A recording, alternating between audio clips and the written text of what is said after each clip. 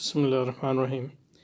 ان گزارشات سے واضح ہے کہ اب وہ وقت آ گیا ہے جو دفاعی حکمت عملی 19ویں صدی میں علماء اکرام اور صوفیاء اعظام نے تفویض فرمائی تھی، اس کی بنیاد پر ہم ایک اقدامی حکمت عملی مرتب کریں اور دینی علمیت اور روحانیت کے تحفظ کا کام غلبہ دین کی جدوجہد سے وابستہ اور مربوط کریں۔ تو اس میں یہ سمجھنے کی ضرورت ہے کہ 19ویں صدی یعنی جب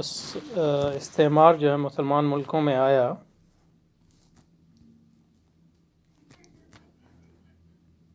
مسلمان ملکوں میں آیا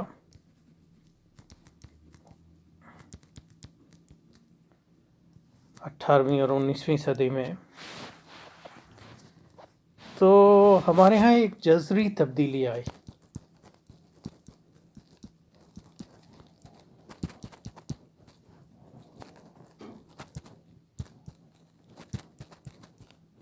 جو اسلامی تاریخ میں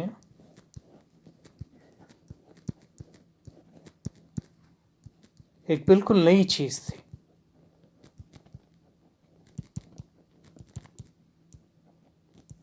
کیونکہ رسول پاک نے جب اپنی ریاست قائم کی، ریاست مدینہ، اور وہ ریاست جو ہے پھر آپ کی زندگی میں ہی جزیرہ نما عرب کے زیادہ تر حصوں میں چھا گئی، اور اس کے بعد ابو بکر صدیق رضی اللہ تعالیٰ عنہ آپ کے خلفائے راشدین مہدیین کے زمانے سے وہ جو ہے ایشیا اور افریقہ کے بڑے حصوں پر غالب آ گئی۔ تو اس کے نتیجے میں ایک نظام پیدا ہوا، اور گو کہ امام حسن رضی اللہ تعالیٰ عنہ کی حضرت معاویہ رضی اللہ تعالیٰ عنہ کے حق میں دستبرداری کے وقت خلافت راشدہ ختم ہو گئی،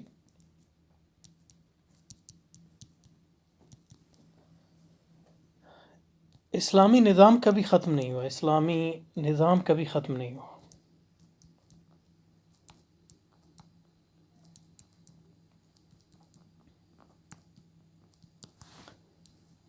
ہاں، خلافت راشدہ تو وہ ایک ایسا چیز تھی، وہ کبھی واپس نہیں آئے گی، ایون جب وہ امام مہدی آئیں گے تب بھی وہ اس درجے کی نہیں ہوگی شاید۔ لیکن جو ہے اسلامی نظام کا تسلسل کبھی ٹوٹا نہیں، اور اس میں چند چیزیں جو ہیں وہ سمجھنے کی ضرورت ہے۔ اس کو سمجھے بغیر جو استعمار جو ہے ہمارے مسلمان ملکوں میں نظام لایا ہے، اس کو سمجھنے اور اس کی جو جذری، اس کی جو انقلابی کہہ لیں، یعنی وہ لحاظ سے حیثیت جو ہے وہ ہمیں سمجھ میں نہیں آئے گی۔ تو پہلی بات تو یہ ہے کہ دولت امیہ تمام کوتاہیوں اور کمیوں کے باوجود، دولت عباسیہ کہ زیادہ، اور اس کے بعد جو مسلمان دولتیں قائم کی، اس میں جو زیادہ تر حکمران تھے وہ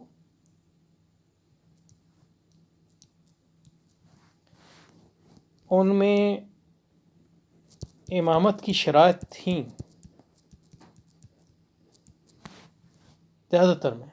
یعنی کچھ تھے جیسے یزید، اس میں نہیں تھی، لیکن اب ہارون رشید کو لے لیں تو مطلب یہ مجتہد ہے، اور یعنی وہ نمازوں کی امامت کرتے تھے، وہ خطیب تھے، وہ جہاد کی امامت کرتے تھے، جو 9-10 شرائط خلیفہ کی تھیں وہ سب ان لوگوں میں تھیں، اس کے باوجود کہ وہ اس معیار پہ نہیں تھے جو خلفائے راشدین کا معیار تھا، کیونکہ اس میں جو ہے عدل اور ظلم ملا ہوا تھا۔ اس کے باوجود بھی یہ پہلی چیز۔ دوسری چیز یہ ہے، اور یہ زیادہ اہم چیز ہے،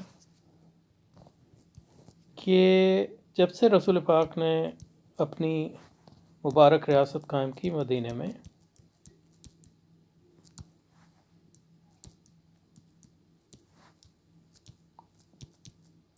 اور عثمانی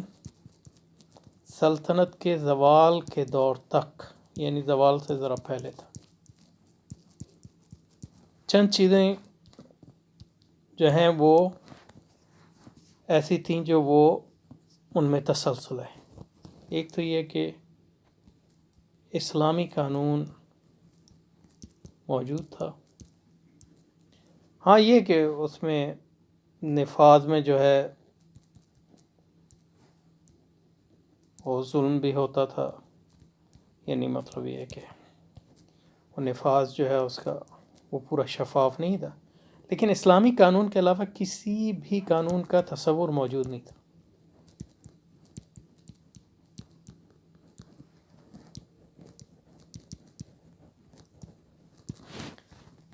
اسلامی قانون کے مقابلے میں اگر کوئی چیز تھی تو وہ یعنی لوگوں کی جو ذاتی مفادات وغیرہ، وہ یعنی تو کبھی ختم نہیں ہو سکتے جب تک ہم انسان ہیں،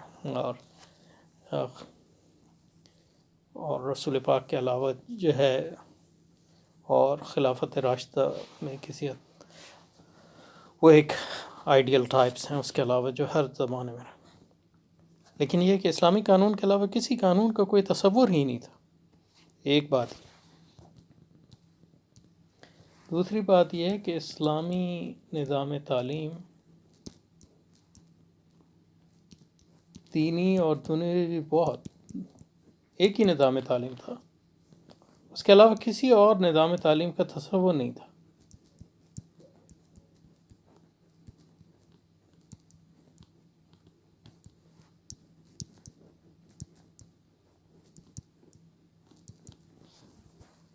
یہ دوسری چیز ہے، تو کسی اور علمیت کا تصور ہی نہیں تھا۔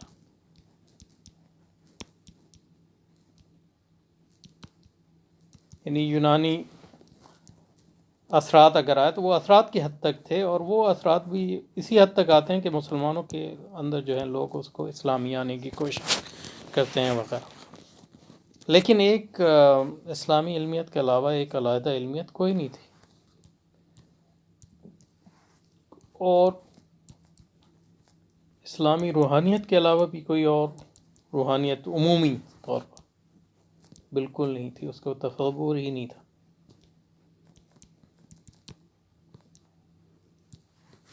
اور چوتھی بات یہ ہے کہ اسلامی معاشرے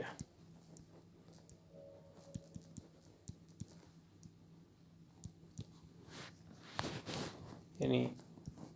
تمام کوتاہیوں کے باوجود تمام جو معاشرے تھے ان کی جو رسوم و رواج تھے اور ان کی جو اسٹرکچر تھے وہ تمام اسلامی تھے، کوئی اور اس کے مد مقابل چیز نہیں تھی۔ اگر کوئی چیز تھی تو وہ یعنی انسانی کمزوریاں تھیں، اور وہ ہمیشہ رہتی، وہ ہر سطح پہ تھی، تو اس لیے ظلم اور عدل جو ہے ساتھ ساتھ، یعنی کبھی عدل غالب آیا کبھی ظلم غالب آیا، لیکن یہ کہ ظلم اور عدل کے تصورات اور معاشرہ جو ہے اور تہذیب عمومی طور پہ یہ کہہ سکتے ہیں کہ اسلامی تہذیب کے علاوہ کسی اور تہذیب کا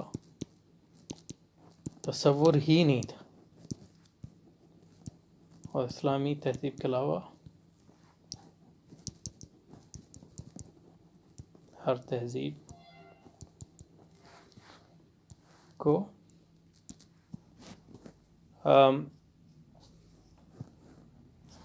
پہلی بات تو یہ وہ اسلام معاشرے میں نہیں تھی، وہ یعنی عیسائیت سے واقف تھے کہ عیسائی تہذیب یورپ میں تھی، تو اس کا کوئی غلبت نہیں تھا، اسلامی تہذیب کے علاوہ کسی اور تہذیب کا غلبہ اور تصور نہیں تھا، کسی اور تہذیب کی حقانیت کا تصور۔ جب استعمار ہمارے اور ریاست کبھی اسلامی ریاست کے علاوہ کسی اور ریاست کا تصور استعمار آیا تو یہ ساری چیزیں آہستہ آہستہ ختم ہو گئی۔ اسلامی علمیت کو پہلے مدرسوں تک محدود ہو گئی، اور ایک نئی علمیت جو ہے اس کے مد مقابل آ گئی اور اس کا غلبہ ہو گیا، یعنی دنیاوی امور میں پھر ریاست اسلامی نہیں رہی، کیونکہ اس پر قبضہ ہو گیا غیروں کا، اور اس علمیت کے نتیجے میں اسلامی معاشرے کے اندر ایسے گروہ وجود میں آ گئے جو اسلامی معاشرت کو جو ہے آئیڈیل معاشرت نہیں سمجھتے تھے، اور اسلامی تہذیب کے غلبے کے داعی اور اسلام جو ہے اور اسلامی قانون کو چیلنج کیا گیا، اور یہ پہلی بار تصور آیا کہ قانون جو ہے اسلامی قانون کے علاوہ بھی کوئی قانون ہو سکتا ہے، اور پھر یہ ہوا کہ اسلامی قانون آہستہ آہستہ جو ہے اس کی صلاحیتیں اور اس کے حدود کار محدود تر ہوتے چلے گئے، اور یہ ہوا کہ اب استعمار کے بعد جب مسلمانوں کی حکومتیں دوبارہ ان کے ہاتھ میں آ گئیں، تب بھی تو یہ چیز بدلی نہیں، وہ علمیت جو ہے مغربی علمیت وہ موجود اور غالب کسی زیادہ تر سیکولر قانون کا تصور موجود، اور وہ غالب زیادہ تر ایون یعنی اور اسلامی تہذیب کے مقابلے میں مغربی تہذیب جو ہے کی لحاظ سے قوت حاصل کرتی چلی گئی، اور مسلمانوں کے اندر سے ایسے لوگ پیدا ہوئے، اسلامی حکومت، اسلامی قانون، اسلامی معاشرت، اسلامی تہذیب کو چیلنج کرنا شروع کیا، اور آج یہ ہے کہ مطلب یہ ہے کہ تمام تر کاوشوں کے باوجود جو ہے مسلمان معاشروں میں ایک جنگ ہے اندرونی حق و باطل کی، اور باطل جو ہے ان معنوں میں اس فرد کی زندگی اور چند معاشرتی لحاظ سے اور اسلامی علمیت کے جو قلعے ہیں تو ان تک محدود ہے، لیکن دوسری طرف جن لوگوں کے ہاتھوں میں حکومت ہے اور جو دوسرے نظام تعلیم سے لوگ نکل کے آ رہے ہیں، وہ آہستہ آہستہ جو ہے اس کو چیلنج کر رہے ہیں، وہ یہاں سے بھی نکالنا چاہتے ہیں۔ تو اس تناظر میں یہ ساری بحث دیکھنی چاہیے، اور علماء نے اس تناظر کو اپنی فقہ اور دوسرے علوم میں جو ہے پوری طرح جو ہے اس کو وہ نہیں کیا، اس لیے یہ سیاسی جماعتیں اور اسلامی جماعتوں نے اس کے بارے میں یعنی لکھا ہے، لیکن یعنی اب جیسے مفکرین نے لکھا ہے، لیکن یہ علماء نے جو ہے ٹھیٹھ اسلامی علوم کے اندر سے اس جو تغیر آیا اس پر جو ہے زیادہ گفتگو نہیں کی ہمارے یہاں۔ تو یہ جو اس وقت بات کی جا رہی ہے وہ اس تناظر میں اس بات کو سمجھنے کی ضرورت ہے۔ ان گزارشات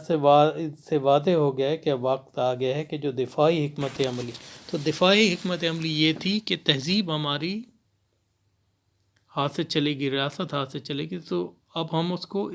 جو کچھ بچا سکتے تو اس کو بچانے کے لیے یہ حکمت عملی مرتب، تاکہ مکمل پسپا نہ ہو جائیں، اور ایک دن دوبارہ ایسا ہے کہ پھر ہم دوبارہ اس جو پسپائی ہے اس کو یعنی فتح میں تبدیل کر سکیں۔ تو ان گزارشات سے واضح کہ اب وہ وقت آ گیا جو دفاعی حکمت عملی 19ویں صدی میں علماء کرام اور ہم نے تفویض فرمائی تھی، یعنی ہمیں عطا کی تھی، اس کی بنیاد پر ہم ایک اقدامی حکمت عملی مرتب کریں، کیونکہ یہ دفاعی حکمت عملی جو ہے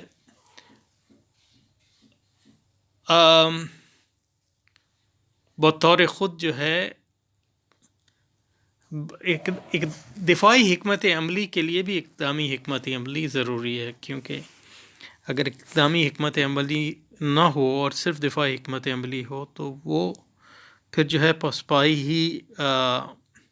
ہوتی رہے گی اس کے نتیجے میں، اور اس کے نتیجے میں ہم کبھی اسلامی تہذیب کا دوبارہ جو ہے غلبے کا جو ہے وہ خواب پورا نہیں کر سکیں گے، جس میں اسلامی علمیت اور روحانیت، اسلامی قانون اور ریاست اور تہذیب ویسی غالب آ جائے، جیسے کہ کم از کم ایسی غالب آ جائے جو یعنی مغلیہ دور کے عروج میں تھی، یا اس سے پہلے ترکوں اور افغانوں کی حکومت کے دور میں تھی، وغیرہ وغیرہ۔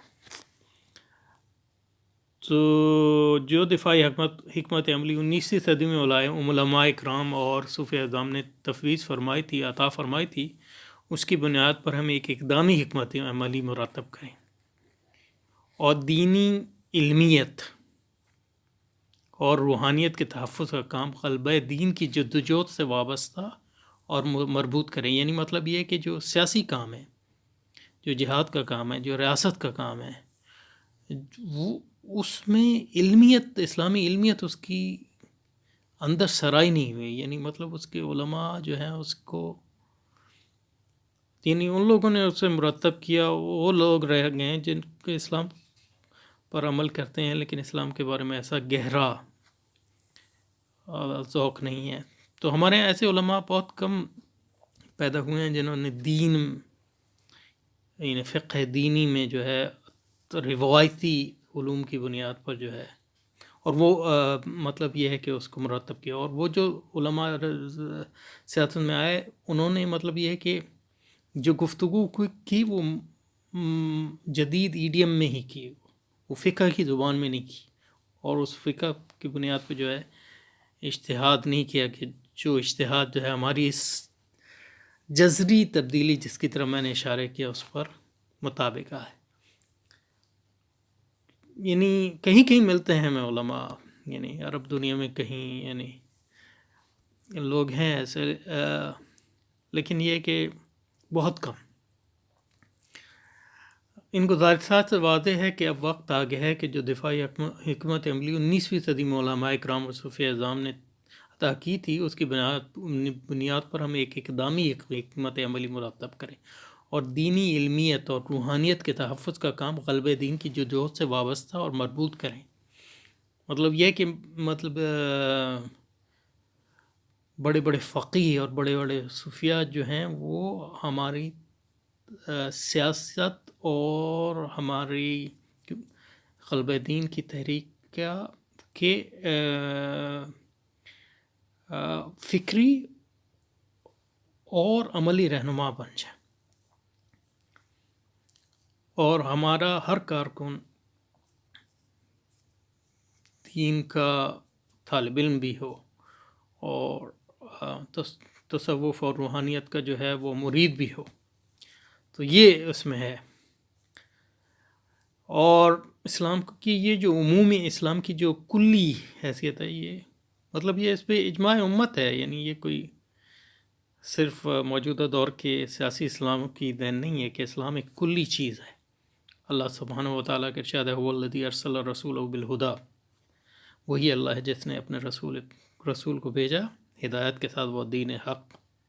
کے ساتھ، تاکہ اس کا اظہار کو غالب کر دے تمام ادیان پر. وَلَوْ كَرِهَ الْمُشْرِكُونَ. تحفظ دین اور غلبہ دین کی تحریک کو مربوط کرنا سب مخلصین دین کی ذمہ داری ہے. تحفظ دین یعنی علمیت اور روحانیت اور معاشرت کا جو ہمارا کام ہے اس کو، اور جو غلبہ دین کی سیاسی تحریک ان کو مربوط کریں. اور جو فقیہ ہیں اور جو صوفیہ ہیں اور جو متکلمین ہیں اور جو نحوی ہیں اور جو صرف، وہ اس غلبہ دین کی تحریک کے اصل رہنما بن جائے.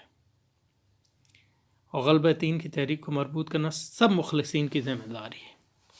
علماء کی بھی، صوفیہ کی بھی، مبلغین کی بھی، مصلحین کی بھی، مجاہدین کی بھی، اور انقلابیوں کی بھی. اور ان سب کے کام میں ترابط ہونا چاہیے. یعنی اس میں کوئی حرج نہیں ہے کہ لوگ جو ہے تخصص ہو اس میں، یعنی جو لوگ تبلیغ زیادہ بہتر کر سکتے ہیں وہ کریں، لیکن مبلغین کو بھی علم ہونا چاہیے. یعنی ان کے وہ معلم بھی ہوں، یعنی کوئی، یعنی صرف یعنی اور جو تحریک کے کارکن ہوں یا انقلابی کارکن مجاہد، وہ بھی علماء بھی ہوں. اور ان تمام کاموں میں جو ہے ایک رابطہ ہو کہ ہر ایک کام کی کامیابی دوسرے کام کی کامیابی پر منتج. غلبہ دین کی تحریک اگر تحفظ دین کی تحریک کا سلسلہ نہ ہو تو سرے سے کوئی معنی ہی نہیں رکھتی. کیونکہ اگر آپ کی غلبہ دین کی تحریک جو ہے علوم دینیہ میں اس کی بنیاد نہیں ہے، تو پھر آپ کس غلبے کی بات کر رہے ہیں؟ پھر تو ایک مطلب یہ ہے کہ مسلمانوں کا غلبہ یا آپ کی جماعت کا غلبہ وغیرہ وغیرہ، دین کا غلبہ تو نہیں ہوا. دین کا غلبہ کرنا چاہتے ہیں تو اس کے لیے دین کے یعنی علم اور دین کا احکام کا علم اور دین کی ایک عمیق فہم جو ہے وہ لازمی ہے، ورنہ آپ کس چیز کا غلبہ کر رہے ہیں. اسی طرح تحفظ دین کی تحریک اگر غلبہ دین کی تحریک سے وابستہ نہ ہو تو دشمن کے لیے ترنا والا ثابت ہوتی ہے اس میں، اور دشمن ایسا اسلام کو بتدریج تہدیہ نظام و طرز زندگی میں ضم کرنے کا ذریعہ بنانے میں کامیاب ہو سکتا ہے، کیونکہ یہ نظام ایسا ہے جس میں مدرسے اور دوسری چیزیں جب تک وہ اس نظام کے لیے خطرہ نہ بنے اس کو اس کی وہ کوئی پرواہ نہیں ہے. لیکن اس کے لیے جو ہمیں قربانی دینی ہوگی وہ یہ کہ اسلام بھی ایک ایسا ہی دین بن جائے گا جیسے ابھی مطلب یہ کہ عیسائیت ہے، یعنی ایک زندگی کا ایک کل پرزہ بن جائے گا جس کا جو ہے عمومی تہذیبی اثر جو ہے کم سے کم ہوتا جائے اور ختم ہو جائے گا. دور حاضر میں غلبہ دین کی تحریک کی دو بنیادی آدرشیں جو جمع ہونے چاہیے نا، تو ایک اسلام ایک مکمل خود کفیل طرز حیات اور نظام زندگی، مکمل نظام حیات ہے، اور اس میں مطلب یہ کہ چاروں پانچوں تمام مسلمانوں کا اجماع ہے اس میں یہ کوئی ایسی بات نہیں ہے جو حسن البنا یا مولانا مودودی یا مولانا شیخ الہند نے یا مولانا عبید اللہ سندھی نے یا وغیرہ نے کہی ہو. لیکن یہ کہ اس بات کو جو ہے دینی علماء کو کرنے کی ضرورت ہے اور اس کو جو ہے دینی زبان میں بیان کرنے کی ضرورت ہے. اسلام ایک مکمل خود کفیل طرز حیات اور نظام زندگی ہے، وہ زندگی کے اور وہ کسی کا تابع نہیں بلکہ وہ ایک ایسی تہذیب ہے کہ ہر چیز پر غالب اس کی فطرت ہے. دوسرا یہ کہ سرمایہ داری ایک جاہلیت خالصہ ہے، یعنی اگر سرمایہ داری غالب آئے گی تو اسلام بھی طور نظام کے غالب نہیں رہ سکتا، اور اسلام اگر ایک طور نظام کے غالب ہوگا تو سرمایہ داری جو ہے وہ غالب نہیں رہ سکتی. تو یہ بات پہلی آدرش نصوص صحیحہ سے ماخوذ ہے، شاہ ولی اللہ نے اس کی نشاندہی فرمائی ہے. ان الدین عند اللہ، دین جو ہے اسلام ہے، ادخلوا فی السلم کافۃ. اور حضرت رسول اکرم نے معاذ بن جبل کو جب یمن میں بھیجا تو جو دوسری چیزوں کے ساتھ یہ فرمائی کہ ادعوہم الی کبیر الاسلام و صغیرہ، ان کو بلاؤ اسلام کی طرف، اسلام کی بڑی چیزوں کی طرف اور اسلام کی چھوٹی چیزوں کی طرف. تو اسلام کی مکمل کل من عند ربنا، ہر یعنی چھوٹی چیزیں بھی اللہ کی طرف سے ہیں، بڑی چیزیں بھی اللہ کی طرف سے ہیں. تو وہ ہمارے لحاظ سے وہ صغیرہ اور کبیرہ ہو سکتی ہیں، لیکن جب جس کی طرف سے آئی ہیں اس کے لحاظ سے تو ہمارے لیے وہ چھوٹی بھی بڑی ہیں. اور افتؤمنون ببعض الکتاب وتکفرون ببعض، پورا قرآن بھرا پڑا ہے، اور ہماری فقہی کتابیں اور جو اصول کی کتابیں اور مقاصد کی کتابیں وہ ساری بھری پڑی ہیں. اور جیسے کہ عمر بن خطاب رضی اللہ تعالیٰ عنہ نے جو ابو موسیٰ اشعری جو ان کے گورنر تھے، ان کو جو مشہور خط لکھا تھا اس میں دوسری باتوں کے علاوہ یہ بھی فرمایا تھا کہ وَعْلَمْ أَنَّهُ لَا يَنْفَعُ التَّكَلُّمُ بِحَقٍّ لَا نَفَاذَ لَهُ. تو اس حق کے بارے میں لمبی چوڑی باتیں کرنے کا کوئی فائدہ نہیں جب تک اس حق کو نافذ نہ ہو. یعنی اگر آپ صرف یعنی حق کی باتیں کریں اور اس کا نفاذ نہ کریں تو اس کا حضرت عمر رضی اللہ تعالیٰ عنہ فرمایا اس کا کوئی فائدہ نہیں ہے، یعنی وہ نفع نہیں دے گا. وَعَلَمْ أَنَّهُ لَا يَنْفَعُ التَّكَلُّمُ بِحَقٍّ لَا نَفَاذَ لَهُ. تو یہ اس میں کوئی بات بھی جو ہے ایسی نہیں ہے جو مسلمانوں کے درمیان جو ہے مختلف فی ہو. اور جس تہذیب میں آپ رہ رہے ہیں اس تہذیب نے یعنی سرمایہ داری وہ بھی ایک کلی تہذیب ہے، تو اس کی فطرت یہ ہے کہ وہ دوسری تہذیبوں کو اپنے رنگ میں رنگ دے گی، تو یا تو وہ غالب ہوگی یا دوسری. تو یہ نہ صرف یہ کہ اسلام کی اپنی تعلیمات کا تقاضا ہے، بلکہ جس تہذیب سے ہمارا مقابلہ ہے اس کا بھی تقاضا ہے کہ ہم اسلام کا ایک عمومی تصور اور کلی تصور جو ہے لے کر اٹھیں، اور اسلام کے جو علمی کام ہے اور جو روحانی کام ہے اور جو اس کا معاشرتی کام ہے، اس کا سماجی کام اور جو سیاسی کام ہے اور جہادی کام ہے، اس کو ایک لڑی میں پروئیں، تاکہ سارا کام جو ہے وہ اللہ کے لیے ہو اور دین کے لیے ہو، چاہے وہ سیاست ہو، چاہے آپ صرف پڑھا رہے ہوں یا نحو پڑھا رہے ہوں یا منطق پڑھا رہے ہوں یا فلسفہ پڑھا رہے ہوں یا کچھ بھی کر رہے ہیں، اسی وقت ہو سکتا ہے جب یہ اسلام کے رنگ میں رنگا ہوا ہو، یعنی ہماری پوری تحریک اور تہذیب، اور اسی وقت جو ہے ہم اس سرمایہ داری کو جو خود ایک مکمل دین اور مکمل نظام ہے اس کا مقابلہ کر سکتے ہیں۔ تو یہاں انشاءاللہ رکتے ہیں، پھر یہاں سے شروع کریں گے۔